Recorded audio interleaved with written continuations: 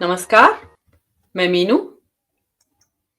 One nation one election के लिए आवश्यक 129वें संविधान संशोधन बिल को लोकसभा में पेश किया जा सकता है या नहीं, यह सुनिश्चित करने के लिए मतदान में यह सुनिश्चित करने के लिए हुए मतदान में मोदी सरकार को सदन में उपस्थित सांसदों का साधारण बहुमत भी बमुश्किल मिल पाया।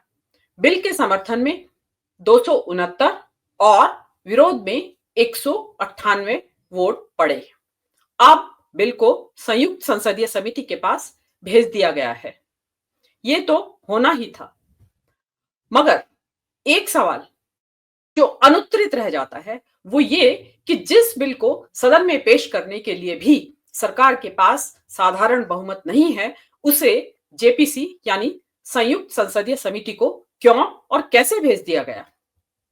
जो भी हो, इससे एक बात तो स्पष्ट हो गई है कि फिलहाल संविधान में संशोधन करने के लिए आवश्यक 361 लोकसभा सदस्यों का समर्थन मोदी सरकार के पास नहीं है।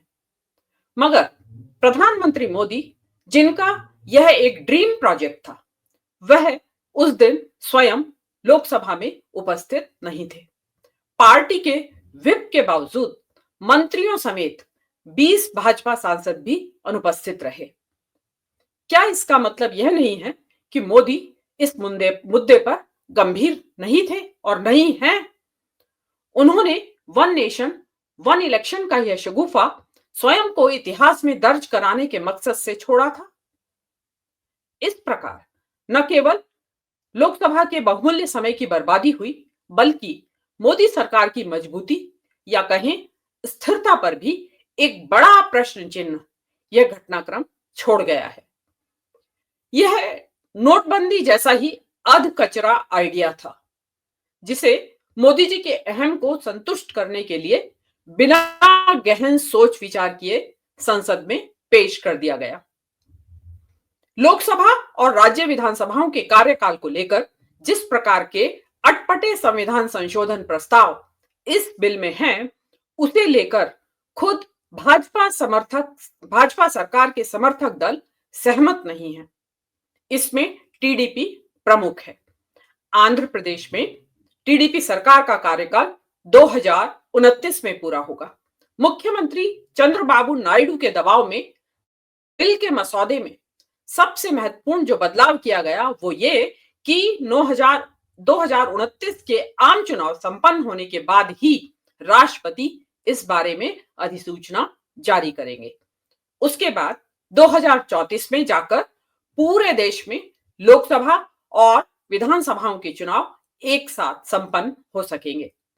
मतलब आज से पूरे 10 साल बाद महिला आरक्षण के साथ साथ वन नेशन वन इलेक्शन की सौगात इस देश को मिलेगी।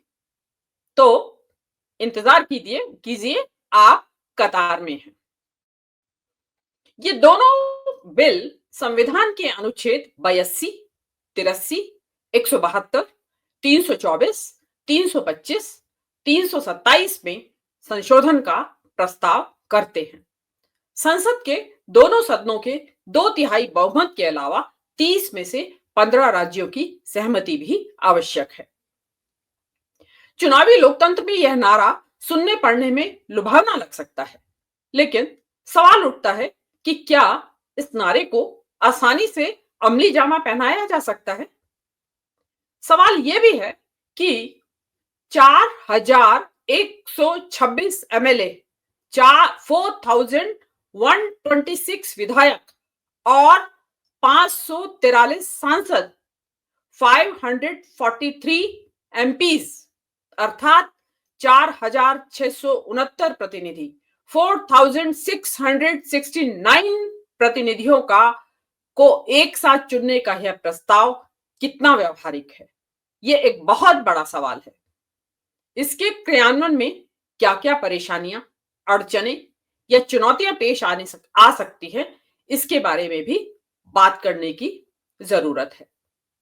गृह मंत्री अमित शाह ने तर्क दिया कि वन नेशन वन इलेक्शन के माध्यम से चुनावी प्रक्रिया पारदर्शी बनेगी और कम खर्च में चुनाव संपन्न कराए जा सकेंगे।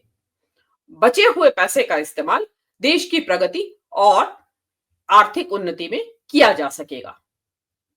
क्या वास्तव में ऐसा ही है जैसा अमित शाह कह रहे हैं?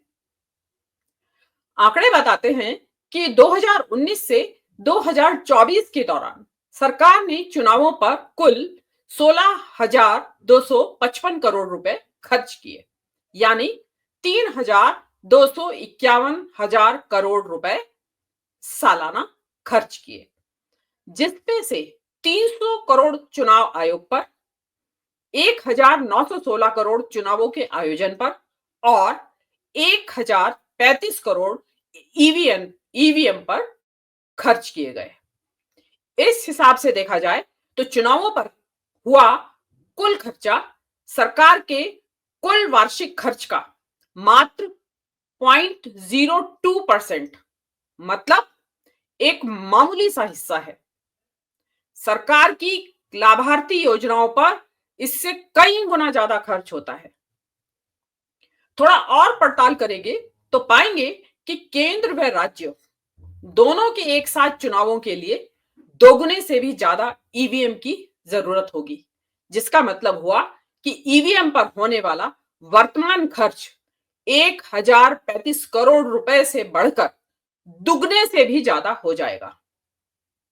इसलिए चुनावों पर खर्चों का रोना बंद कीजिए।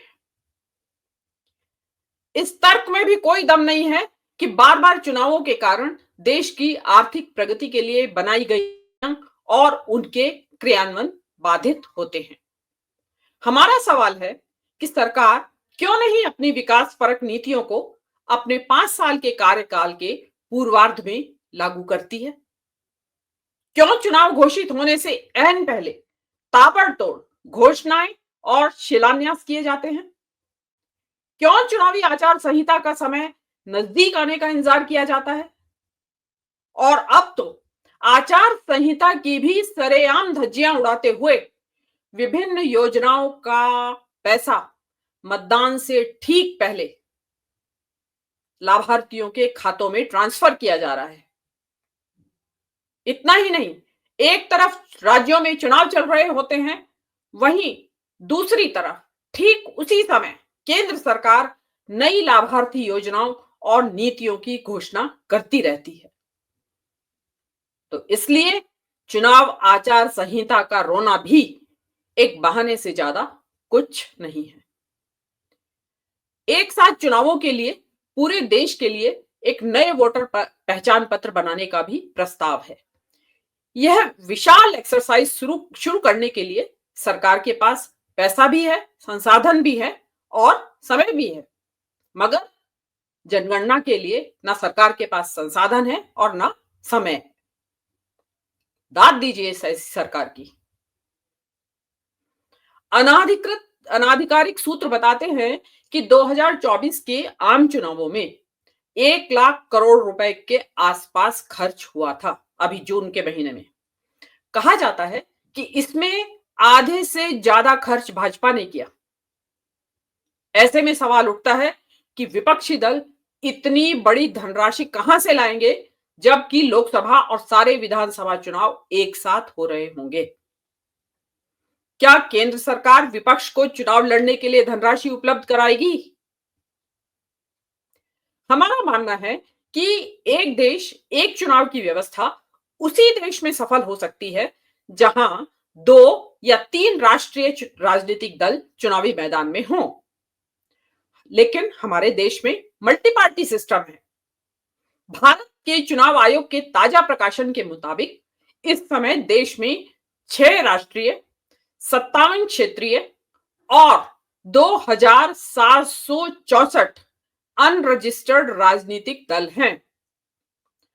अधिकतर चुनावों में किसी एक राजनीतिक दल को बहुमत नहीं मिल पाता है।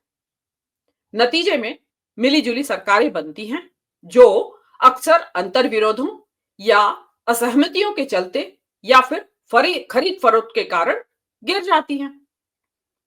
आजादी के बाद देश के चुनाव इतिहास पर नजर डालेंगे तो हम पाएंगे कि 60 के दशक में राजनीतिक परिदृश्य पर कई राजनीतिक दलों के उदय के साथ ही राज्यों में संविध सरकारों का दौर शुरू हुआ, जो अपने अंतर्विरोधों के चलते अपना कार्यकाल पूरा नहीं कर पाई। इस प्रकार राज्य विधानसभाओं के मध्यावधि चुनावों और लोकसभा और राज्यों के विधानसभाओं के चुनाव अलग अलग समय पर होने का जो सिलसिला उस वक्त शुरू हुआ था, वह सिलसिला आज तक जारी है। यह विचार ही अपने आप में तानाशाही प्रवृत्ति का सूचक है।